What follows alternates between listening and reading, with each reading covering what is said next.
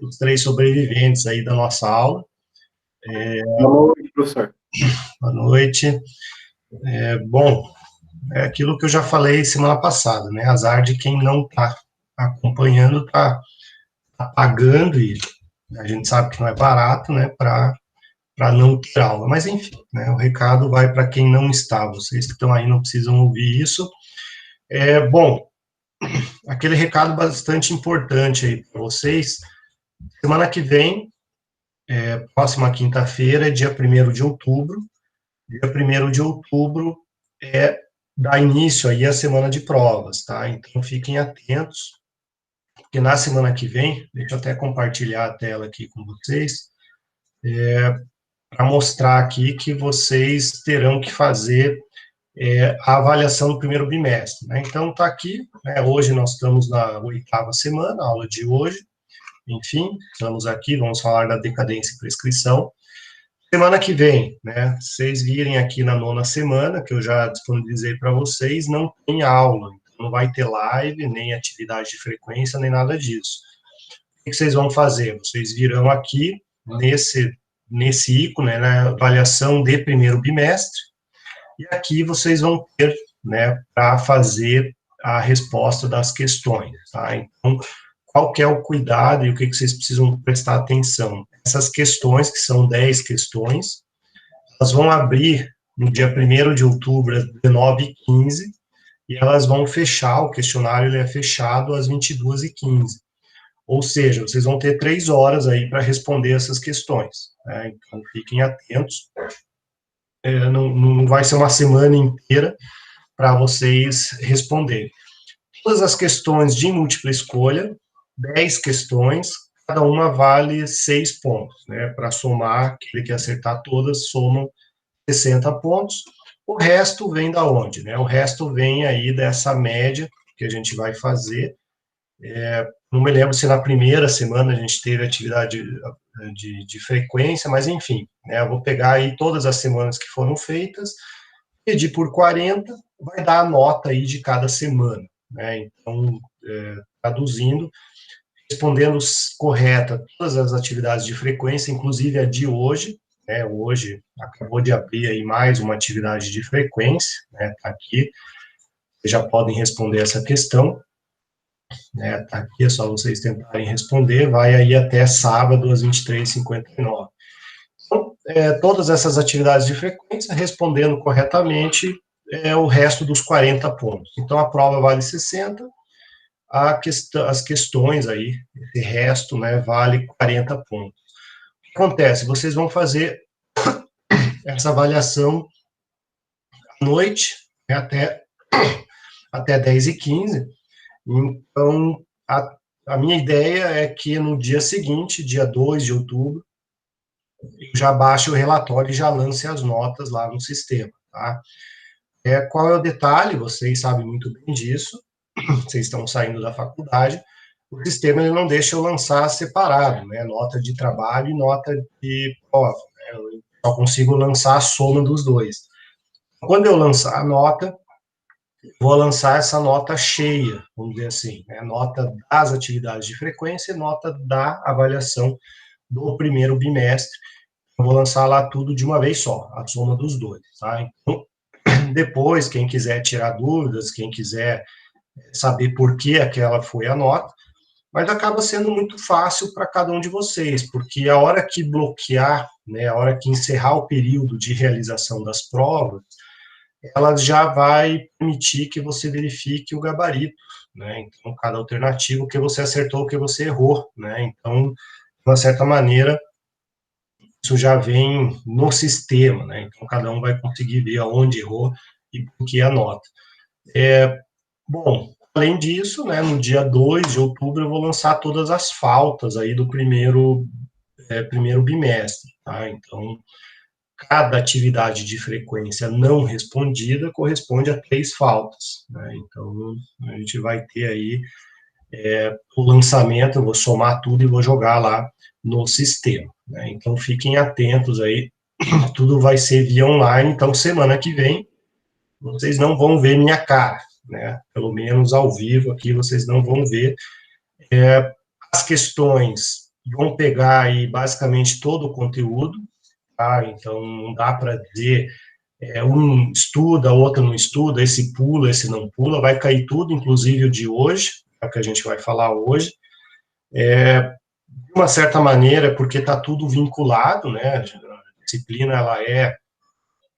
ela é cronológica praticamente, né? Então, se eu cobrar um assunto, por exemplo, que eu estiver falando hoje, naturalmente ele consegue puxar situações lá da primeira aula, da segunda aula. Então, vai envolver, de uma certa maneira, a interpretação do todo, né? Do todo e não só uma aula, né? Não é aquela prova que você pega o slide, achei a resposta, ó, o professor copiou e colou daqui. Não, não é assim. Vocês já tiveram aula comigo, né? Vocês sabem que minha prova não é a mais fácil de se resolver. Aqui no ambiente online continua, né, naquele grau de dificuldade. Então, na maioria das questões, maioria não, digo que metade das questões vai trazer uma situaçãozinha, né? A empresa tal, ela precisou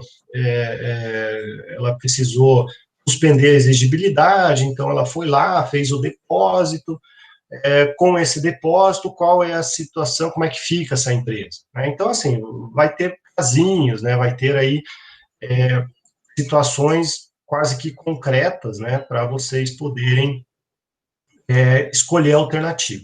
Todas múltipla escolha, né? Então é só selecionar. Então, assim, qual é o recado? Evitem fazer a prova pelo celular, tá? Então, por quê? Né? Vai exigir um pouco de pesquisa de vocês, provavelmente, tá? Então, assim, no celular é tudo muito limitado, né? O teclado é mais lento, mudar de janela é difícil, enfim. Então, evitem fazer essa prova no celular. Quem fizer no celular pode ser que perca muito tempo, né? E assim, professor, mas são 3 horas para 10 questões. Quem estudar, né? E quem acompanhou as aulas vai responder a prova em 40 minutos, 45 minutos, né? Quem não deu as caras, quem nem baixou o material e quem vai tentar resolver a prova pelo Google vai precisar de 8 horas para responder, né? Vai pesquisar, vai ter que pesquisar de novo, vai ter que, enfim, entender a matéria. Então, assim, a dica é, deem uma olhadinha na matéria, peguem os slides, ou aquelas folhas que a gente disponibiliza para vocês, passem os olhos, dêem uma relembrada nos conceitos, né, aquilo que eu falei, tem os vídeos, inclusive, todos disponíveis aí, vocês podem dar uma consultada. Então, não deixem, né, só para fazer a prova como se fosse um simples exercício, né? Vou fazer lá, em 15 minutos eu tô indo para cá, né, eu tô indo dormir, tô indo jantar. Não, se preparem como se fosse uma prova, óbvio que uma prova com consulta, né? Consulta, inclusive, a internet. Assim, não é uma prova de 10, 15 minutos, né? E não é uma provinha que eu recomendo fazer no celular, faço no computador, de preferência aí com uma internet rápida, né? Para você poder pesquisar, buscar outras páginas, abrir material, enfim, nesse sentido. Bom, então, semana que vem, avaliação do primeiro bimestre, a gente não tem aula, né, não tem live, a gente volta só lá no dia 8 de outubro, né, 8 de outubro a gente volta com o segundo bimestre. O que cai na prova? Tudo inclusive hoje, né, tudo inclusive hoje, todo o conteúdo aí, inclusive o que a gente vai falar hoje. O que a gente vai falar hoje, né, vamos mostrar aqui na tela, a famosa prescrição e decadência. Né? A gente viu na semana passada as hipóteses de extinção do crédito tributário, lá naquele rol do artigo 156 do CPN, tinha a opção de prescrição e decadência. Né? E em direito tributário, seria melhor a gente falar em decadência e prescrição, porque cronologicamente a decadência vem antes da prescrição também. Né? Mas, enfim, decadência e prescrição são causas de extinção do crédito tributário. E é isso que a gente vai ver hoje, esses dois institutos, né, da decadência e da prescrição.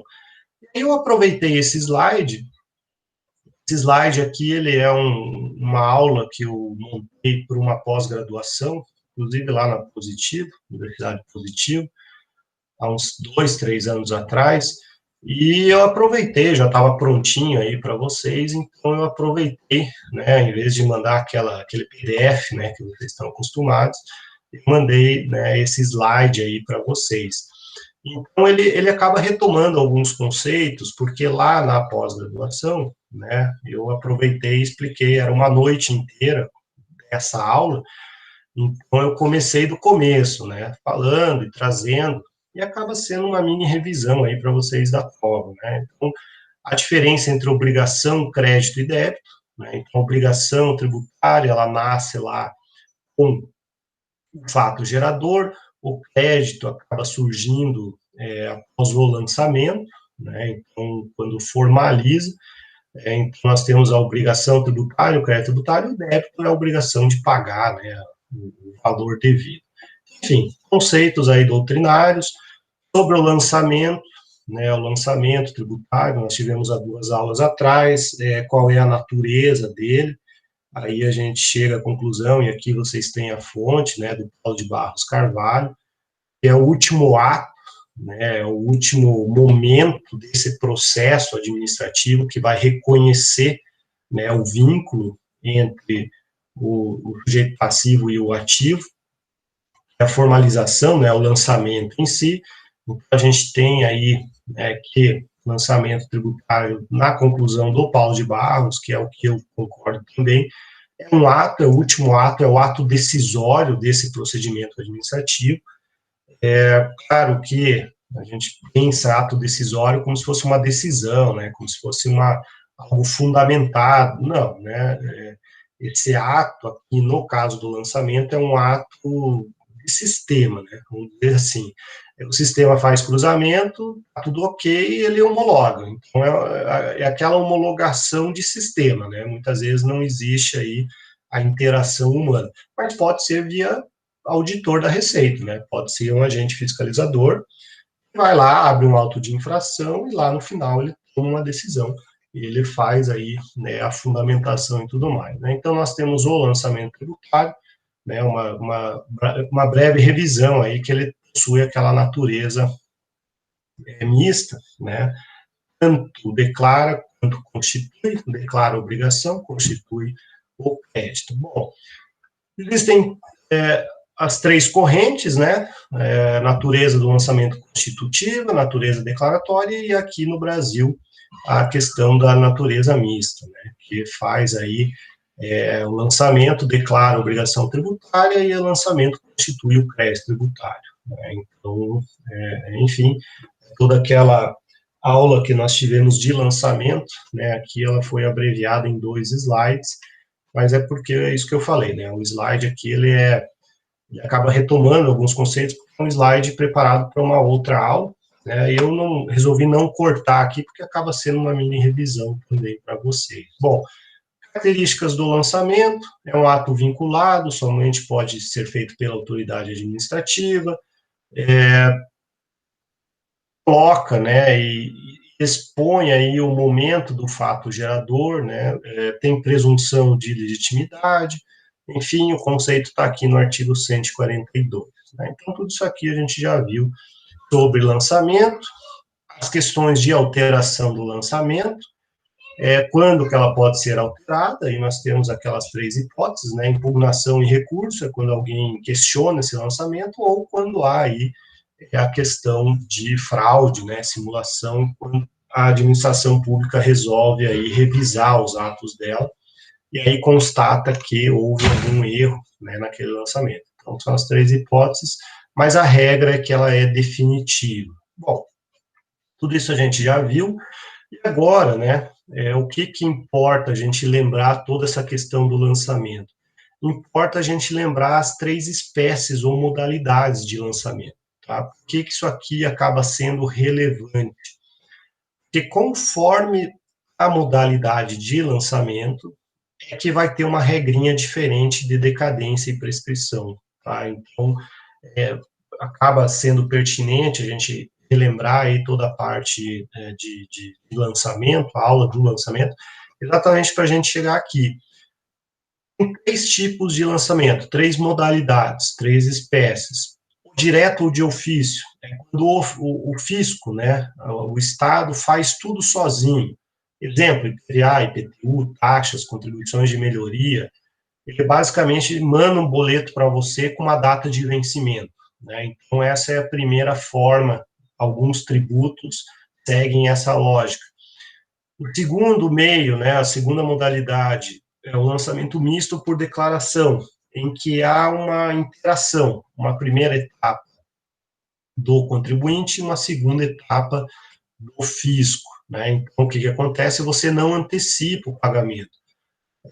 O lançamento, ele acontece no meio, né, dessa etapa, então você leva as informações para o fisco complementa esse processo com o lançamento. Então, você já recebe um boleto para pagar, que seria definitivo, né? Um boleto que seria já algo homologado, né? Porque o Estado que emitiu aquele para você pagar. Então, por isso que não tem antecipação de pagamento. Na verdade, você está pagando após o ato de lançamento, que houve uma expedição pelo próprio fisco, né? Pelo próprio Estado. E a terceira modalidade é aquela que é mais comum, é aquela que é mais volumosa, né? É aquela em que o contribuinte faz tudo. O contribuinte faz tudo, inclusive ele antecipa o pagamento, né? Por que isso? Porque o lançamento é o ato privativo da autoridade pública. Então, o que acontece? Você vai lá, baixa o software, você insere as informações, aquele software gera um boleto, você vai lá e paga. Tudo isso você fez sozinho. Veja, você já pagou aquele tributo. Você antecipou o recolhimento. Agora, o lançamento em si, que é o ato da autoridade administrativa, ele vem em até 5 anos daquele momento, né? Então, em até 5 anos, o fisco vai fazer o quê? Lançar aquilo. Ou ele faz isso expressamente, que é o menos comum, ou ele simplesmente não fala nada. Não fala nada, ele homologa tacitamente. Vejam, esse prazo para ele homologar, esse prazo para ele falar alguma coisa, é exatamente o prazo decadencial. O que a gente vai ver hoje? O prazo que o fisco tem para fazer essas espécies de lançamento. Então, tanto o lançamento de ofício, o misto e o homologação, o fisco tem que fazer em um determinado período. A gente não pode passar uma vida inteira esperando esse lançamento aqui, esperando chegar um boleto para pagar. Não. Tem que ter aí segurança jurídica, a gente não pode ficar eternamente, né, numa expectativa aí de direito. Então, vejam, esse prazo para o fisco fazer esse lançamento é o nome que se dá para a decadência, né? Então, decadência em direito tributário é o prazo aqui que o fisco tem para tomar uma dessas situações, né? O lançamento direto é tudo ele que faz. Nesse misto por declaração, então, uma vez provocado, ele vai ter lá 5 anos para emitir aquele boleto.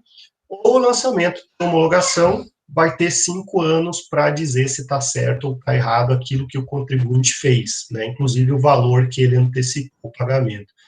Então, vejam que conforme essas modalidades, nós teremos a forma de contagem aí desse prazo decadencial, que é diferente do prazo prescricional. O prazo prescricional é depois que ele lançou, uma vez lançado, ou seja, chegou o boleto na sua casa, do IPTU. O IPTU vai ter lá, né, você tem que pagar até o último dia de fevereiro. Passou aquela data de vencimento, você não pagou. A partir dali, o fisco tem 5 anos para quê? Para te executar. O prazo prescricional é para mover a ação de cobrança daquele título que foi constituído pelo lançamento, né? Então, prescrição vem depois da decadência aí no direito tributário, cronologicamente falando, né? Então, prescrição é aquela lógica normal, né? O direito de executar. Só que toda execução precisa ter um título. Da onde vem esse título? Com o lançamento.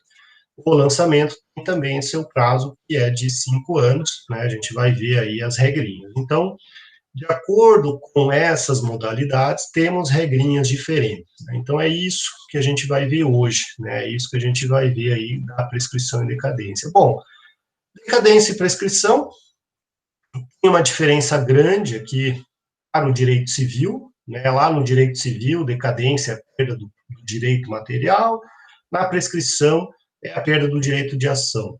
Com relação à prescrição, a gente pode entender que é a mesma coisa, né? A perda do direito de ação que vai resultar, né, na extinção aí do crédito tributário. Agora, a decadência não tem nada a ver com perda do direito material, né? A decadência aqui nada mais é do que o prazo que o fisco tem para lançar, fazer o lançamento. Detalhe que, né, diferente também lá no direito civil, decadência, né, tem aquela máxima lá, aquela regrinha, ela não se interrompe nem se suspende, né? Então, no direito tributário, sim, interrompe, sim. Se você ou suspende, né, se você ir lá e entrar com recurso administrativo, no curso do processo de lançamento, que é o processo administrativo, se você entrar com uma impugnação, aquela impugnação vai interromper lá o prazo decadencial, né? Então, no direito tributário, né, a decadência se interrompe, sim, e é bastante comum, ou seja, toda vez que você entra com um recurso administrativo, uma impugnação, uma manifestação, está se interrompendo essa decadência. Então, vejam que a decadência em direito tributário é bem diferente lá do direito civil. A prescrição é a mesma coisa, né? A prescrição tem a mesma lógica lá do direito civil. Então, esse é o grande ponto aí que se tem que tomar cuidado, né? Muitos concursos aí gostam de fazer essas perguntinhas, né? Dizendo que decadência no direito tributário seria a perda do direito material ao lançamento. Não, não é bem isso, né? Não é perda do direito material, é o fisco que deixou de exercer aí o seu direito e resultou na extinção, né? Então, decadência, prescrição, né? No direito tributário é melhor a gente colocar a decadência antes da prescrição, porque efetivamente ela acontece primeiro. Bom, vamos então falar da decadência. Logo depois da decadência, a gente avança na questão da prescrição, né? Se vocês olharem, nós temos 26 slides para ver, por isso que, de certa maneira, eu estou correndo aqui, senão a gente vai ficar até 9h30 da noite. Então, vejam, nós temos aí várias regrinhas, né? Várias regrinhas de decadência e várias regrinhas de prescrição. É interessante, depois da aula, né, ou até para estudar para a prova, que vocês deem uma lida aí com calma nesses slides aqui, tá? Bom, decadência, começando com a decadência. Bom, veja só, nós temos 3 espécies de lançamento, nós temos 3 modalidades de lançamento. Conforme a modalidade de lançamento, vai ter regrinha diferente. Então, são as variáveis aqui que vão influenciar na contagem. Só que além das 3 modalidades de lançamento, e, né, aqui para fins de decadência a gente coloca no mesmo lugar o lançamento de ofício por declaração, são 2 modalidades diferentes. A gente separa o lançamento por homologação daquele em que eu não realizei o pagamento, esse lançamento por homologação em que eu lancei tudo e deveria ter pago e não paguei. Conforme o entendimento da jurisprudência, isso aqui se equipara a lançamento de ofício, né? Então eu vou explicar já na sequência. Aí nós temos o lançamento por homologação, aquele que eu faço as etapas completas, né? Eu pago a guia, inclusive. Então, lançamento por homologação. Aquele lançamento em que é fraudado, simulado. Existe a possibilidade do fisco criar ou iniciar uma medida preparatória, né? Então, nós temos, por exemplo, a malha fina, né? Então, essa malha fina, esse procedimento, ele vai fazer também um efeito lá na contagem da decadência e aqueles casos em que existe um erro no lançamento, um erro meramente formal. Também tem uma forma diferente de contagem, porque tudo está lá no artigo 173. O artigo 173 do CTN vem trazer as regrinhas. Só que o problema é que o artigo 173, ele se desdobra em 2 incisos, e aí existe um terceiro problema, né? Existe um terceiro problema, por quê? Né? Qual que é a lógica disso daqui? O artigo 173, ele regula a decadência, né? Então, o direito da fazenda pública constituir o crédito tributário, que é isso o lançamento, né? O direito da Fazenda Pública a lançar extingue-se após 5 anos, contados, e aí vem as regrinhas, que é o que a gente vai ver agora. Mas qual que é o problema? Além do artigo 173, o CTN traz o artigo 150. E o artigo 150 é a regrinha específica para o lançamento por homologação. Vejam, tem uma regra para todos os outros tipos de lançamento, com exceção do lançamento por homologação, porque no lançamento por homologação, o 150, parágrafo 4º, trouxe uma regrinha própria, né? Trouxe uma regrinha própria.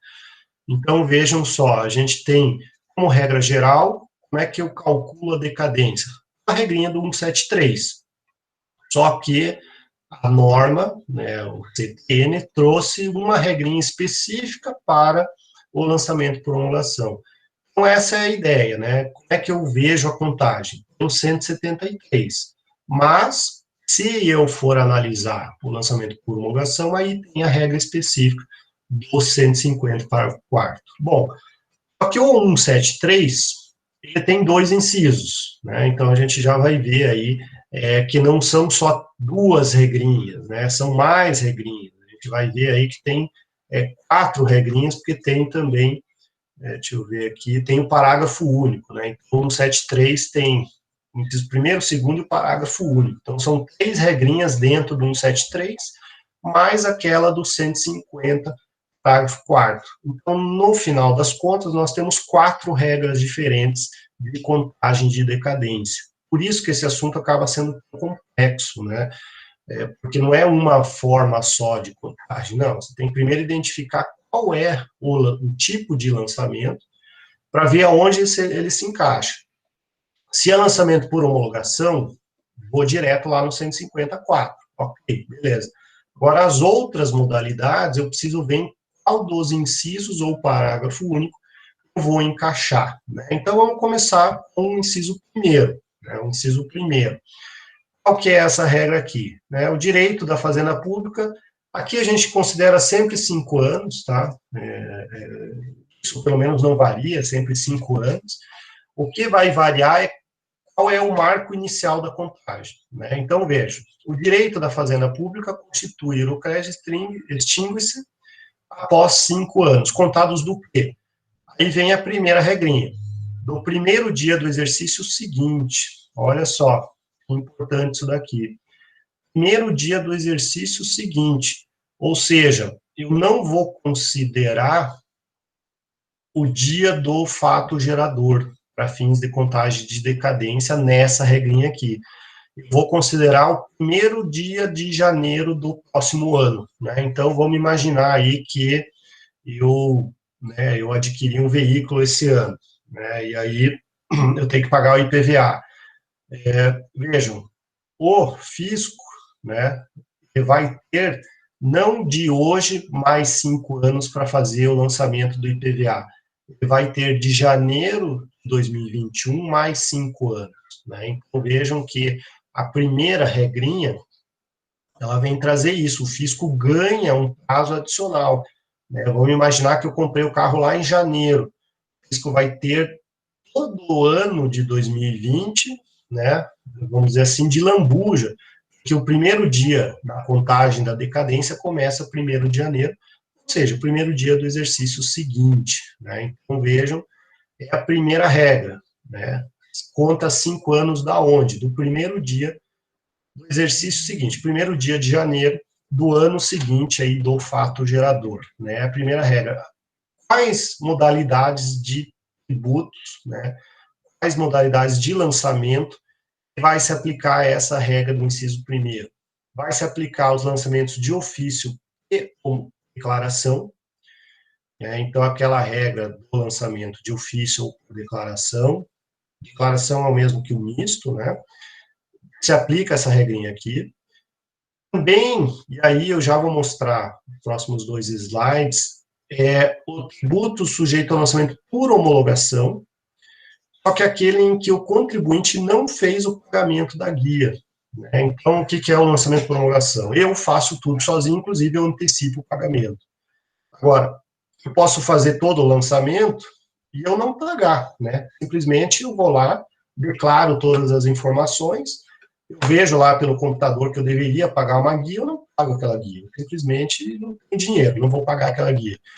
Então, por entendimento jurisprudencial, esse lançamento, promulgação em que eu não faço o pagamento antecipado, ele é equiparado, né, para fins de contagem da decadência, a um tributo, é um lançamento de ofício, né, então, um lançamento de ofício aqui. E também nos casos de dolo, fraude ou simulação. Então, nessas três hipóteses, eu tenho o enquadramento dentro do inciso primeiro aqui do 173, né, aqui, no próximo slide eu trago, né, a jurisprudência, e vocês perceberem, isso aqui é de 2009, então já é algo consolidado, a questão aí da homologação, né, sem o pagamento, né, sem o pagamento antecipado.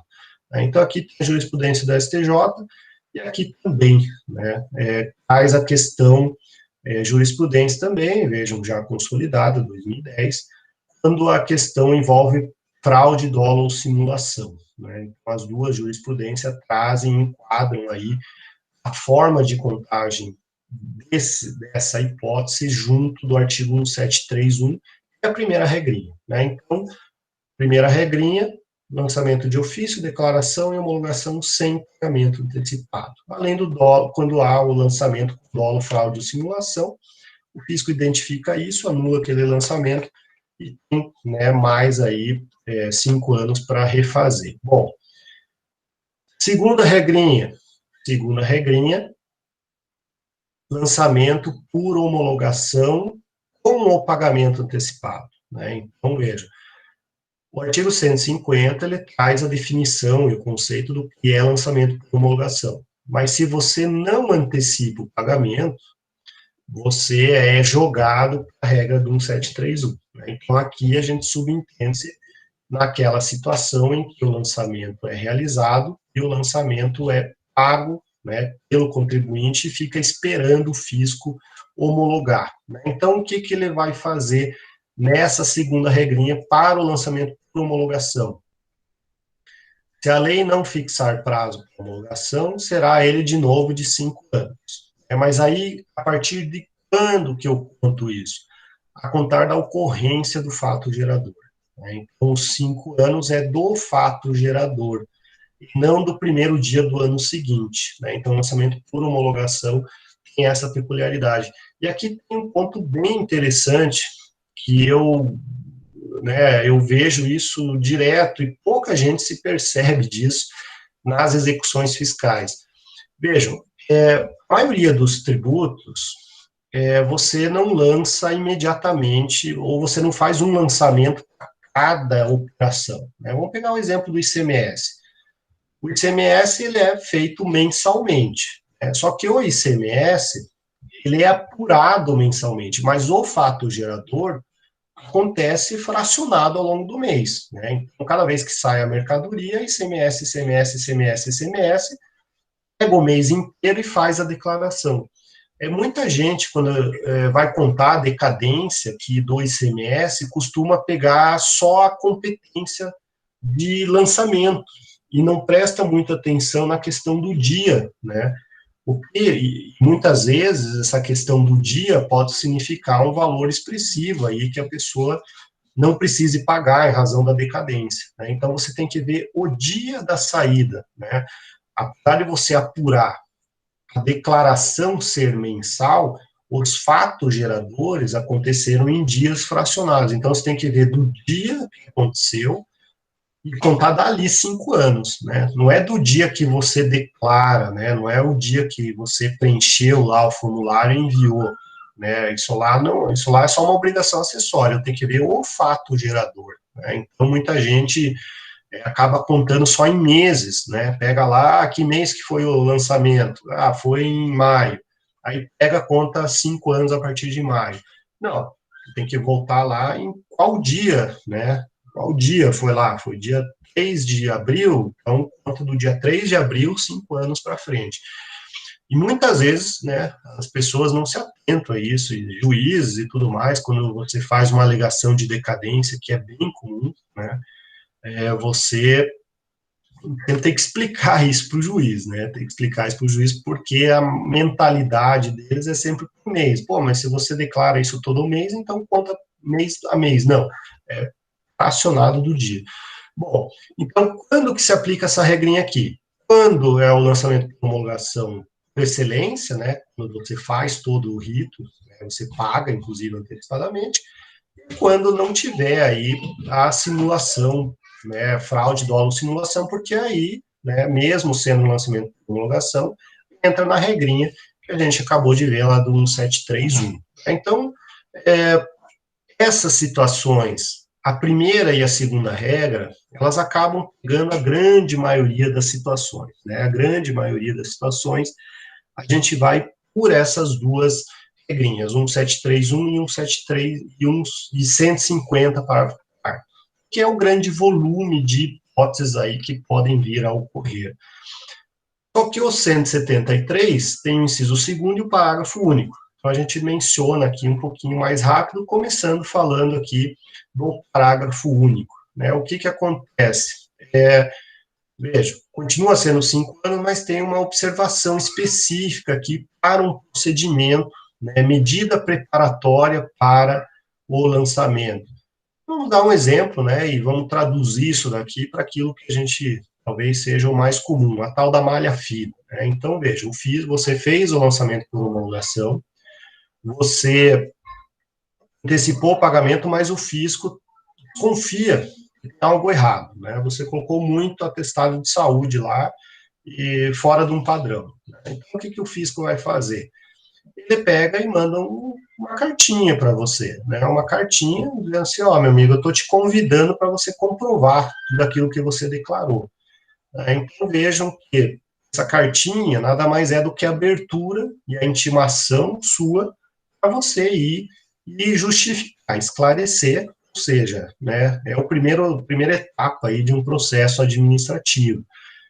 Veja, o que, que é isso? É uma medida preparatória, né? É uma medida aí em que o fisco quer apurar aquilo que você fez, mas ele não quer te condenar antes. Primeiro, ele quer saber o que aconteceu, né? Então, vejam, nessas hipóteses tem uma regrinha específica, né? Quando que contam os 5 anos, né? Nessa hipótese, contado da data em que tenha sido iniciada a constituição do crédito pela notificação, né? Então, você recebe aí uma notificação para esclarecer, para explicar o que aconteceu, né? Essa notificação, por ser um ato, né, de um processo administrativo, ela acaba interrompendo, né, o transcurso da decadência normal. Então, você recebe a notificação, é porque o fisco já está agindo, então interrompeu a primeira, vamos dizer assim, decadência. Só que o fisco ele pode simplesmente ter te notificado e esquecido do processo administrativo. Né? Então, veja, ele deu aquela notificação para você prestar esclarecimento. Você não fez e não foi e não quer nem saber. O fisco tem daquela notificação mais 5 anos para fazer aí o lançamento. Né? Então, é aquela lógica que o fisco ganha um pouquinho mais de prazo, ou ganha bastante prazo, né? Porque até pelo exemplo aqui, ó, que eu coloquei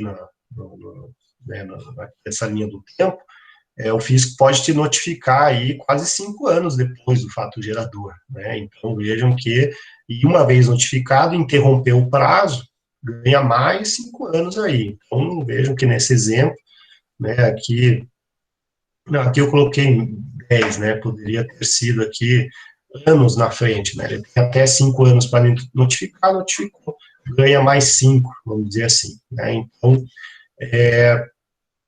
temos aí a regrinha, terceira regrinha do 173, parágrafo único, e a quarta regrinha, né? O inciso segundo, né? O inciso segundo do 173, que vai trazer, né, uma situação de anulação por vício formal do lançamento já efetuado. Aqui é a possibilidade do fisco fazer 2 vezes o lançamento, né? Então é aquilo. Teve o fato gerador, começou a contagem da decadência, ele foi lá e fez o lançamento. Mas aí você recebe aquela notificação, aquele auto de infração, né? E você constata que algo errado. E aí você vai lá e apresenta uma impugnação. Aí o fisco vai lá e lê, puxa, é mesmo, tem vício formal nesse lançamento. Ele anula aquele lançamento e ele faz outro. Aí ele tem mais 5 anos para fazer outro. Né? Então vejam que quando o lançamento anterior for anulado, e aí é o detalhe, né? Por vício formal, o lançamento pode ser refeito, ele tem mais 5 anos para isso. O que não pode ter é anulação por um vício material. Né? Então, o vício material, ou melhor, explicando, o vício formal é com relação aí o erro no preenchimento, vamos dizer assim, do formulário. Né? Então, ele coloca o endereço errado, ele coloca um dispositivo legal errado, ele coloca algum dado lá que não deveria estar no formulário. Então, é um vício, vamos dizer assim, mais simples, né?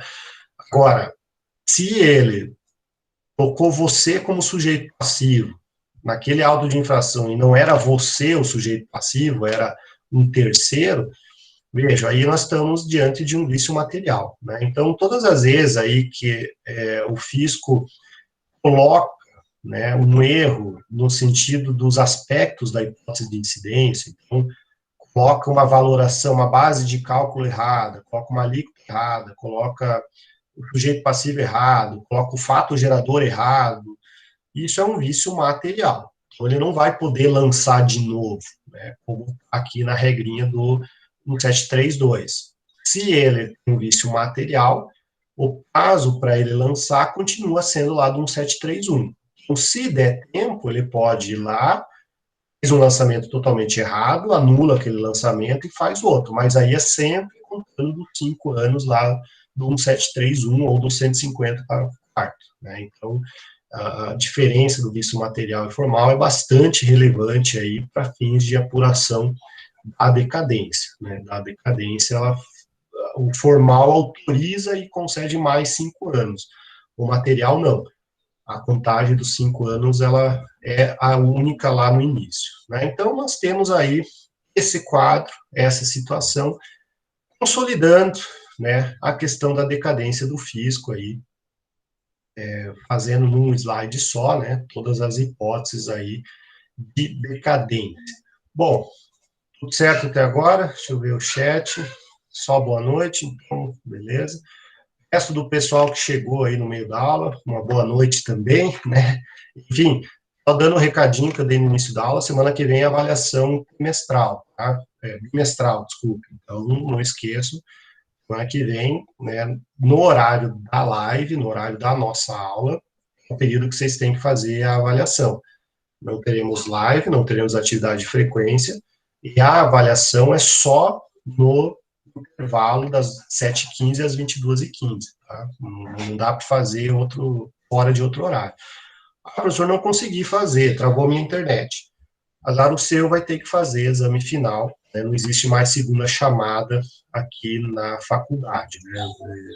A mesma lógica que foi colocada no início do ano está valendo agora, especialmente vocês, né, que se acostumaram com aquela segunda chamada, com aquela forma de computar a média para a final só pela diferença, mudou tudo. Né? Agora a final tem que tirar 6, senão não passa. Né? Mas enfim, isso eu presumo que vocês já saibam. Avançando, então, decadência é isso. Decadência, nós fechamos aí com esse quadro. Vamos ao outro instituto, prescrição. Prescrição, sim. Prescrição é a cobrança nesse sentido de execução fiscal. Né? O fisco ele sempre vai pela via da execução fiscal. Existe uma medida cautelar, em que ele pode bloquear bens e tudo mais, mas, via de regra, é quase sempre execução fiscal. Né? Então, vejam, nós temos a prescrição do fisco cobrar a gente. Existe uma outra prescrição, né? Uma prescrição para nós. Né? Vejam, eu posso discordar de um pagamento, eu posso querer pedir um dinheiro de volta, que eu acho que eu paguei demais. Eu também tem um prazo para isso, né? Então a gente já vai ver a prescrição para nós. O que a gente vai ver agora é a prescrição do fisco, ou seja, o prazo que o fisco tem para realizar aí a execução fiscal. E qual é o prazo? 5 anos. Muito bem, 5 anos, de novo, 5 anos, mas aí é que vem o problema da gente interpretar essa questão de quando que começa a contar os 5 anos. Que o 174 do CTN fala o seguinte: contados da data da sua constituição definitiva. Qual é o instituto do direito tributário que constitui o crédito tributário? O lançamento, né? Então, veja, 5 anos contados do lançamento. Só que aí tem um problema, né? Vamos voltar lá para o IPTU, né? Você recebe um boleto, esse boleto, essa formalização é o lançamento, né? É o lançamento, você recebe lá o boleto para você pagar. Só que você tem um prazo para pagar, né? Você ganha lá, vai ter uma data de vencimento daquele boleto. Então, veja, já foi lançado, já foi constituído, mas eu ganhei um prazo para pagar.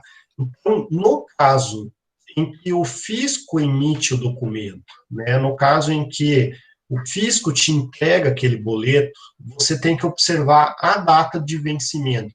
A partir do vencimento é que contam esses 5 dias. Tá? Então, essa constituição definitiva, ela é uma expressão que envolve algumas situações que não são tecnicamente a Constituição em si. Nesse caso, principalmente o lançamento por ofício, o lançamento por declaração, em que o fisco te dá a guia, você vai contar 5 anos da data do vencimento daquela guia. Né? Então, a Constituição definitiva para aquela hipótese é o vencimento da guia. Né? Então, nós temos essa primeira situação. Basicamente, né, deixa eu ver aqui os slides, basicamente estão aqui nesses slides, nesses julgados aí, que eu coloco do STJ para vocês, tá? Só para vocês terem o fundamento jurisprudencial aí disso tudo, porque vejam, né, que a redação do 174, ela acaba sendo confusa, né, ela acaba jogando no mesmo balaio um monte de situações. Bom, então, quando o fisco te dá o boleto, e você vai lá e tem um vencimento, é 5 anos daquele vencimento. Porque aí tem uma outra situação, né? Você pode apresentar uma impugnação a esse lançamento. Você pode apresentar uma defesa administrativa. Nesse caso, né, houve o lançamento e o fisco vai lá, né, e vai suspender, né, vai tramitar aquele processo administrativo e vai suspender a exigibilidade do crédito tributário. A gente viu lá, né, no artigo 151 do CTN, que o recurso administrativo e tudo mais vai suspender. Então, veja, o fisco deu início ao lançamento, ele lançou, ou seja, o prazo decadencial ali já não se aplica, né? A não ser que ele fique 5 anos sem fazer nada, e a gente poderia tratar aí daquela hipótese do 1732. Mas, enfim, o fisco lançou, ele te mandou um boleto, você não concorda com aquilo, né, você não concorda, você apresenta uma impugnação.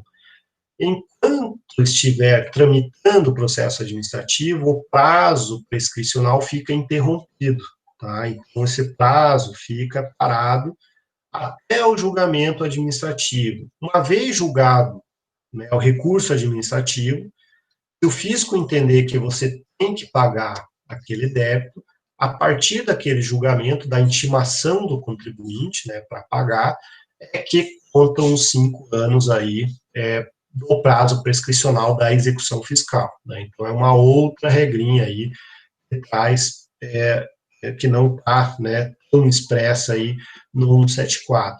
Mas talvez o ponto mais interessante desse termo Constituição definitiva é com relação aí ao lançamento por homologação, né? O lançamento por homologação por quê? Né? A gente acabou de ver que o lançamento por homologação, em boa parte das vezes, o fisco não fala nada, né? Então você vai lá, baixa o software, entrega as informações, o software gera uma guia, você paga aquela guia, ótimo.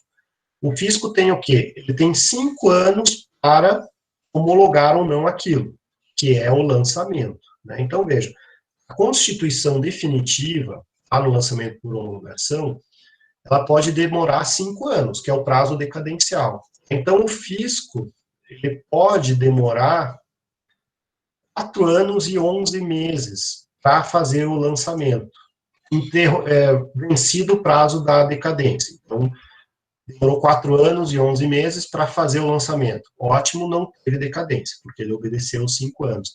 A partir daquele lançamento é que contam aí os 5 anos para a prescrição, para a cobrança. Então, veja, o lançamento por homologação, a gente costuma falar que é 5 para a decadência, mais 5 para a prescrição, né? O fisco tem os primeiros 5 para lançar.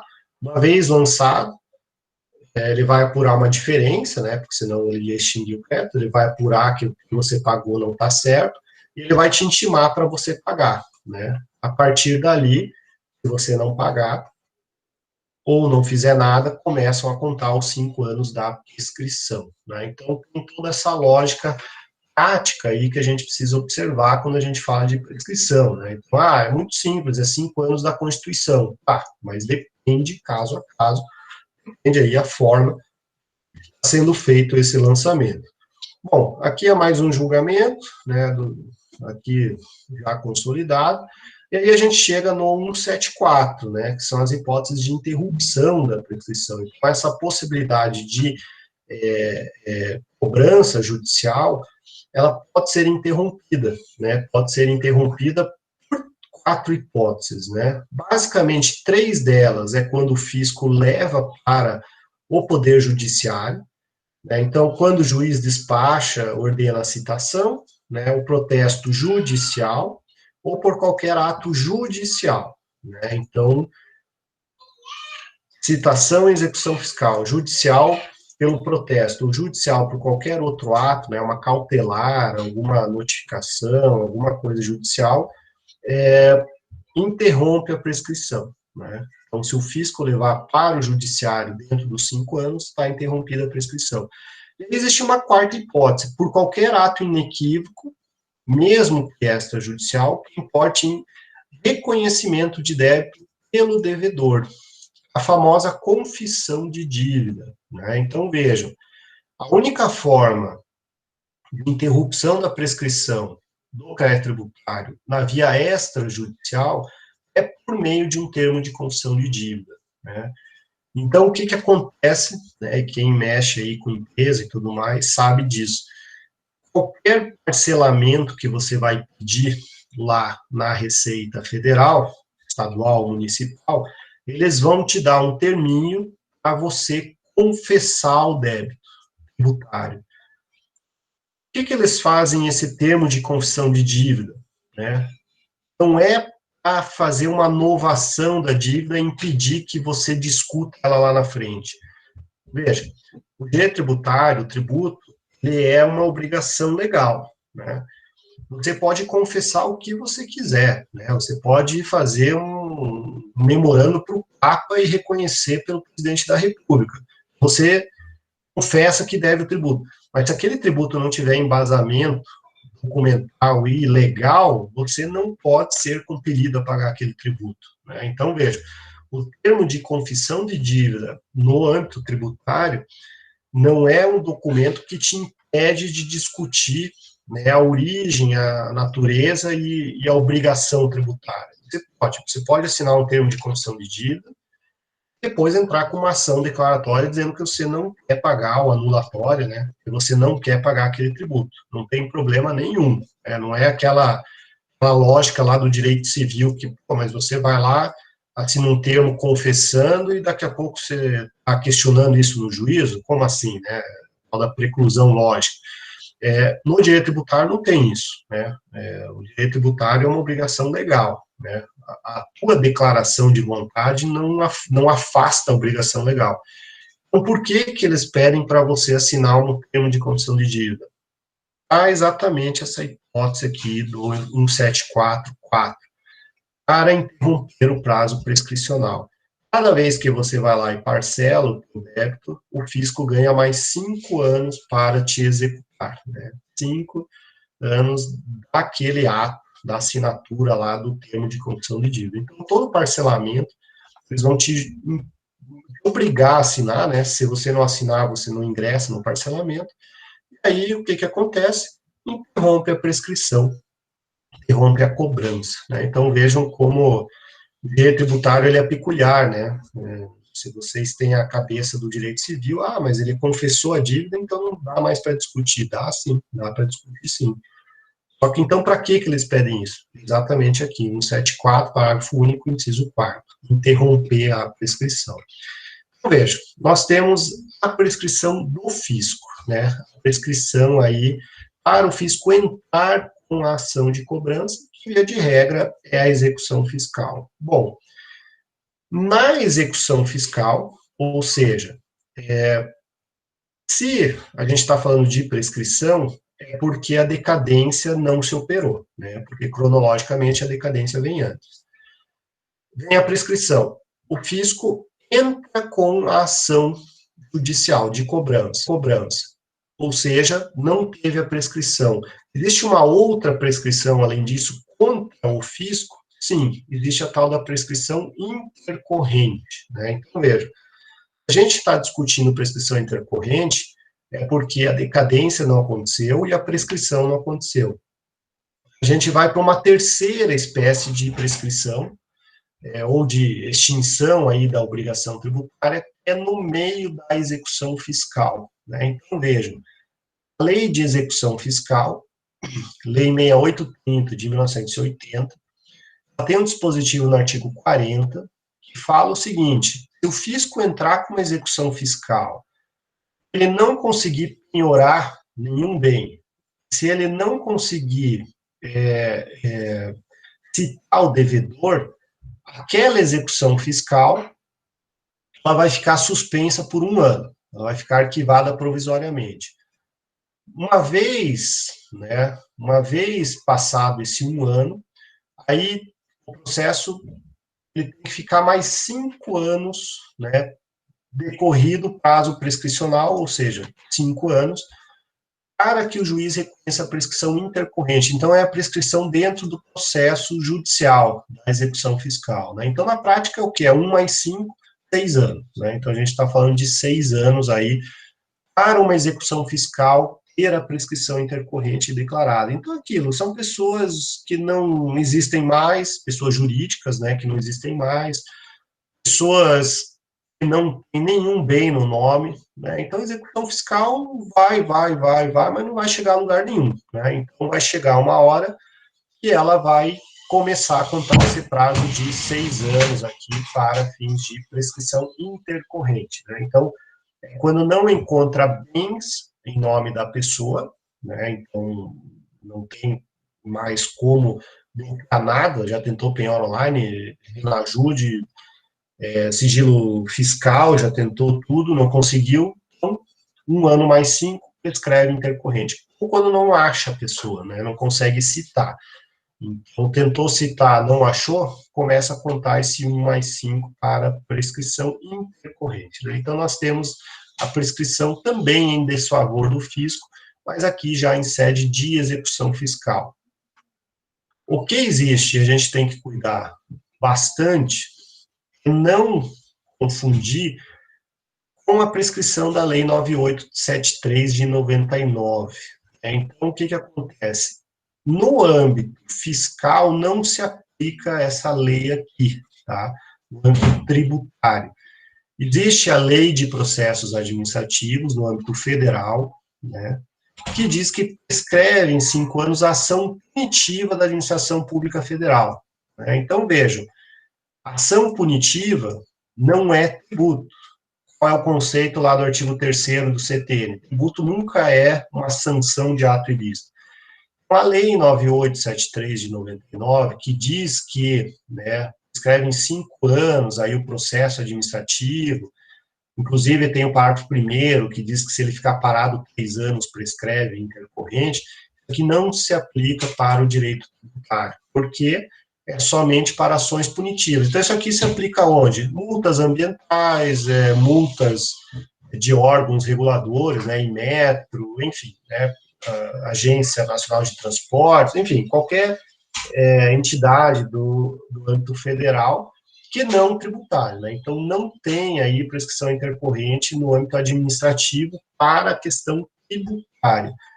Qualquer outra natureza, sim, teremos aí a prescrição intercorrente no âmbito administrativo. No direito tributário, é só prescrição intercorrente no âmbito judicial, que é o artigo 40 da Lei de Execução Fiscal.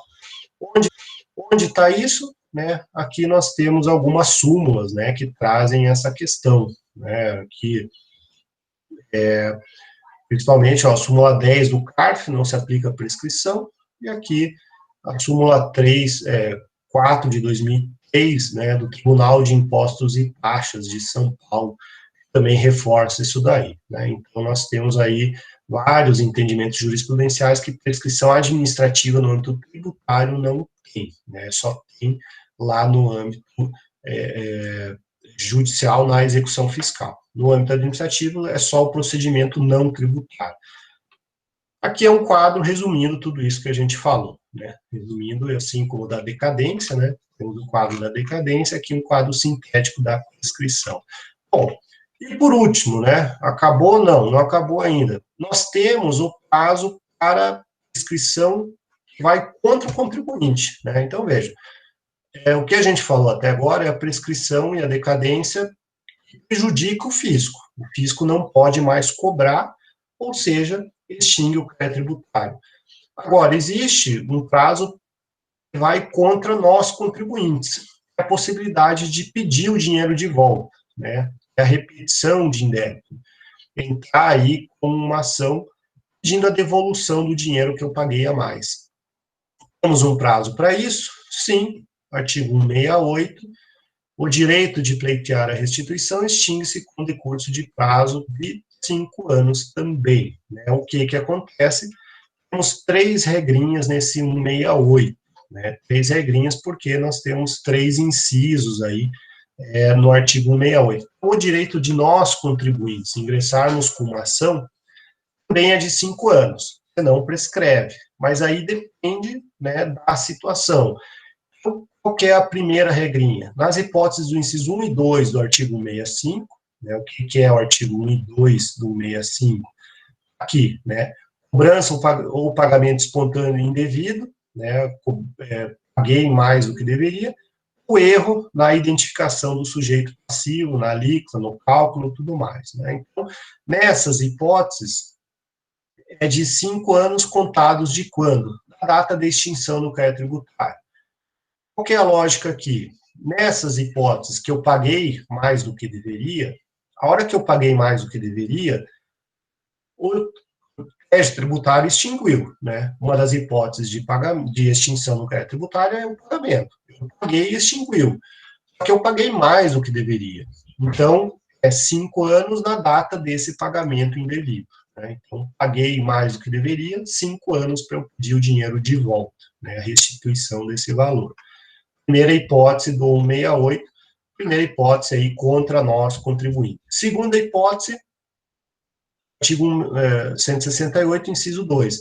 Na hipótese do inciso 3º, na data em que se tornar aí definitivamente julgada, né, a questão administrativa, né, que tenha anulado, rescindido a decisão condenatória. Né? Então, vejam,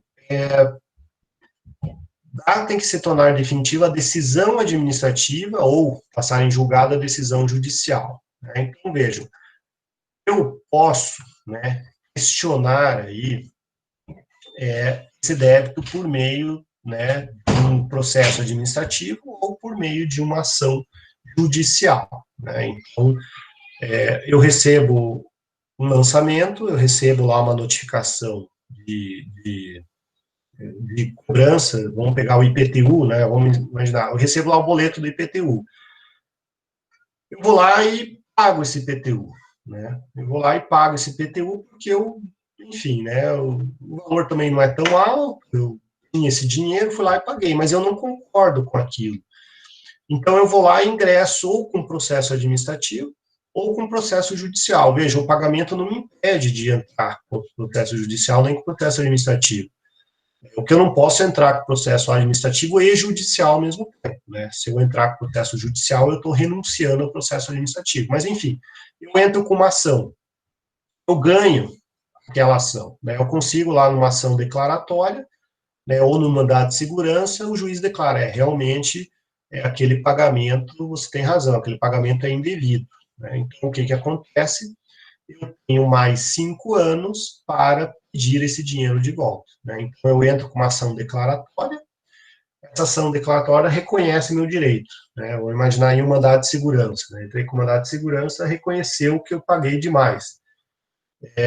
Mandado de segurança não tem cumprimento de sentença, não tem como eu pedir ali, né, com base no 523, me devolva o dinheiro. Não, eu sou obrigado a entrar com uma ação, né, de repetição de indébito, uma ação ordinária, executando, né, de certa maneira, aquela sentença, e eu tenho 5 anos para fazer isso, né, que é a hipótese do 168.2. Na prática é o quê, né? Se eu entro com o processo administrativo ou judicial, eu tenho aí a interrupção do prazo prescricional para a repetição do indébito, né? Então, 168, inciso 2, traz essa hipótese de interrupção em razão de uma ação judicial administrativa. A última regrinha é a questão do 169, né? A última regrinha contra nós contribuintes. Prescreve em 2 anos a ação anulatória da decisão administrativa que denegar a restituição, né? Então, vejam, o que é isso daqui? Eu vou lá e entro com um processo administrativo, né? Eu vou lá, eu paguei a mais um tributo, paguei IPTU a mais, eu entro com um pedido de devolução, né? Dentro daquele prazo de 5 anos, né, da prescrição, eu vou lá e entro com um pedido de restituição, né? Bom, eu paguei a mais o IPTU, eu não concordo, eu quero esse dinheiro de volta. Isso tudo administrativamente, né? Entrei com pedido de restituição. Aí a Prefeitura de Curitiba demora 8 anos para dizer não, você não vai ter esse dinheiro de volta. Então, vejam, em razão da negativa da restituição, uma vez eu sou intimado dessa decisão negativa da restituição, aí eu tenho 2 anos para entrar com a ação de repetição de indébito, né? Então, eu tenho 2 anos para entrar com a ação anulatória contra essa decisão que me negou. Porque aí tem uma regrinha, né? Veja, aqui eu ganho 2 anos adicionais à decisão. Agora, pode acontecer a prefeitura negar isso em 1 mês, né? Você vai lá, faz o pedido, e em 1 mês eles te respondem e falam, não, você não tem direito a restituição nenhuma. Quando eles negam isso antes daquele prazo de 5 anos do 168, aí eu considero os 5 anos do 168.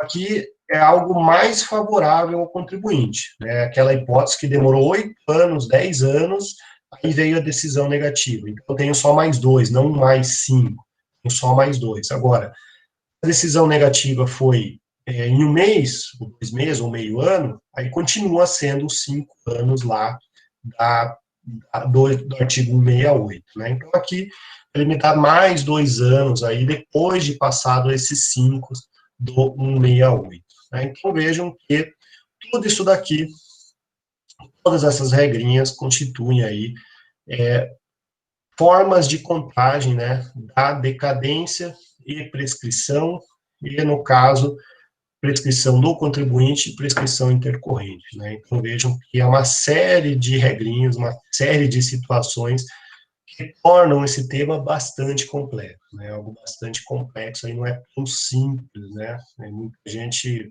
me manda, às vezes até o WhatsApp, professor, quanto tempo prescreve, quanto tempo decai? Eu falei, olha, não é tão simples assim, né? Precisa investigar toda a história, né? Precisa da história completa, não é só dar o chute. O chute é 5 anos, né? Mas 5 anos do que e da onde? Esse que é o grande ponto aí do direito tributário. Bom, pessoal, então, basicamente, esse é o conteúdo que a gente encerra hoje. Esse é o conteúdo aí que a gente vai cobrar na prova. Tá? Então, é até esse tópico, até essa aula de hoje, que na próxima semana atividade avaliativa. Bom, pessoal, não sei se ficou alguma dúvida, alguma questão, né? Fico aí aberto para vocês. Não esqueçam, né? Essa semana ainda tem atividade de frequência lá para vocês realizarem. Né? Ainda tem aí até sábado essa semana. Semana que vem não tem porque é avaliação bimestral. Bom, pessoal, então, agradeço aí a companhia, agradeço a compreensão. Semana que vem, boa sorte para vocês, tá? Espero que dê tudo certo. E aí a gente volta com a live no dia 8 de outubro. Tá bom, pessoal? Então, boa sorte nas provas, tudo de bom para vocês, se cuidem, e até dia 8. Dia 8 estaremos de volta aí. Tá bom? Obrigado.